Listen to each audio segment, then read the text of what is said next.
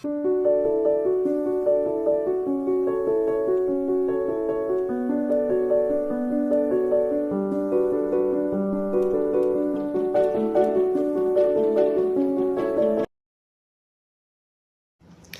semuanya, kami dari kelompok Diranam yang terdiri dari 3 anggota.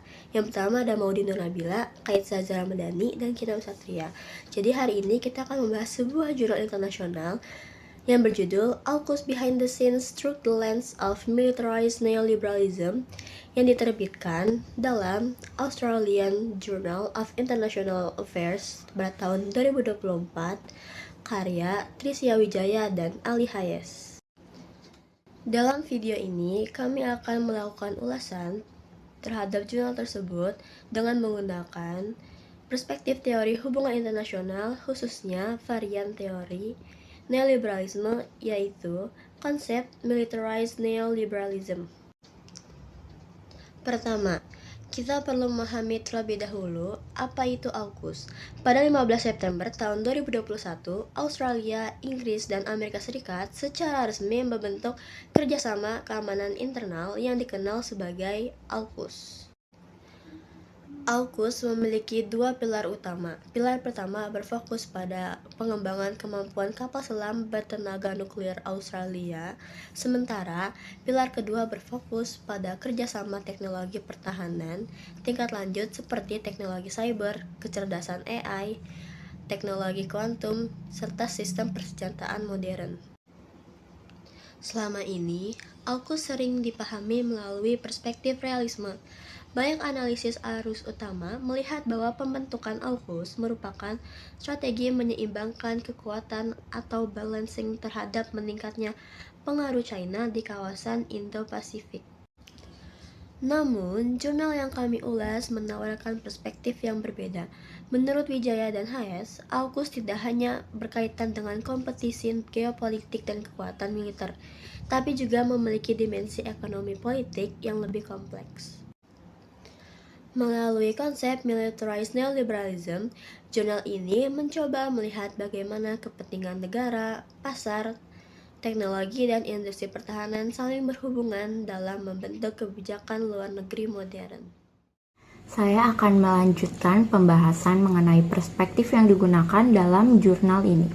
Wijaya dan Hayes memberikan kritik terhadap analisis realisme konvensional yang menurut mereka terlalu berfokus pada aspek geopolitik dan kompetisi kekuatan antar negara. Penulis menyebut kondisi tersebut sebagai geopolitical fatalism, yaitu kecenderungan melihat hubungan internasional hanya melalui konflik wilayah, keseimbangan kekuatan, dan rivalitas militer, sementara mengabaikan faktor ekonomi serta aktor negara. Melalui kritik tersebut, jurnal ini memperkenalkan konsep militarized neoliberalism.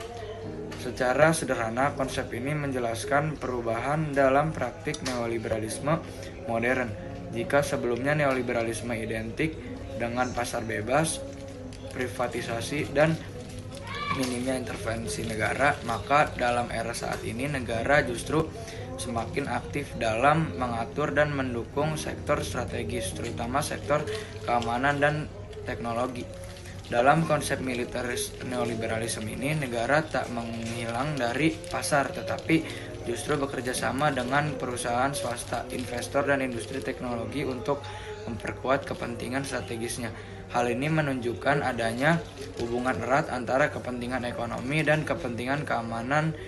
Jurnal ini juga menghubungkan fenomena tersebut dengan munculnya konsep New Washington Consensus, yaitu bentuk baru neoliberalisme yang tidak hanya menekan kebebasan pasar tetapi juga memasukkan aspek keamanan nasional, kontrol teknologi, dan perlindungan rantai pasok strategis. Dengan demikian, AUKUS dapat dipahami bukan hanya sebagai aliansi militer tetapi juga sebagai proyek politik yang menghubungkan kekuatan negara dan modal swasta. Bagian pertama yang dijelaskan dalam jurnal adalah konsep bipartisanship dan kontrol regulasi. Dalam konteks AUKUS, kebijakan keamanan tidak hanya dipengaruhi oleh satu kelompok politik, tetapi mendapatkan dukungan lintas partai di negara-negara anggota seperti Amerika Serikat dan Australia. Hal ini menunjukkan bahwa kerjasama keamanan seperti AUKUS didukung melalui mekanisme regulasi negara, termasuk aturan mengenai transfer teknologi dan perdagangan pertahanan. Salah satu contohnya adalah perubahan regulasi pertahanan yang memungkinkan kerjasama teknologi militer antar negara AUKUS menjadi lebih mudah dilakukan.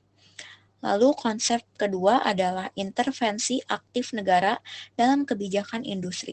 Perbedaan dengan pandangan neoliberalisme klasik yang menganggap negara harus membatasi campur tangan terhadap pasar dalam militarized neoliberalism, negara justru berperan aktif menciptakan dan mengarahkan pasar.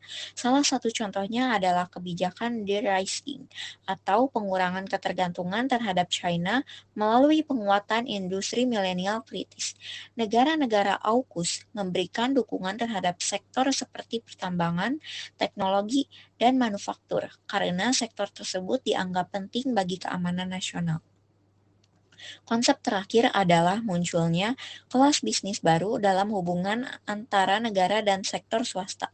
Dalam AUKUS, pemerintah tidak hanya bekerja sama dengan industri pertahanan tradisional, tetapi juga melibatkan perusahaan teknologi, perusahaan rintisan, dan investor modal ventura. Melalui berbagai lembaga investasi strategis, negara memberikan ruang bagi perusahaan teknologi untuk masuk ke sektor keamanan nasional. Hal ini menunjukkan adanya hubungan semakin erat antara modal swasta, teknologi tinggi, dan kepentingan geopolitik. Sebagai kesimpulan, jurnal ini menunjukkan bahwa AUKUS tidak dapat dipahami hanya sebagai respon militer terhadap kebangkitan Cina. Lalu, AUKUS merupakan contoh bagaimana neoliberalisme mengalami perubahan menjadi militarized neoliberalism, di mana negara, pasar, teknologi, dan sektor keamanan saling terhubung. Melalui perspektif ini, kita dapat melihat bahwa hubungan internasional tidak hanya dibentuk oleh persaingan kekuatan militer, tetapi juga oleh kepentingan ekonomi, teknologi, dan aktor non-negara. Demikian ulasan jurnal dari kelompok kami.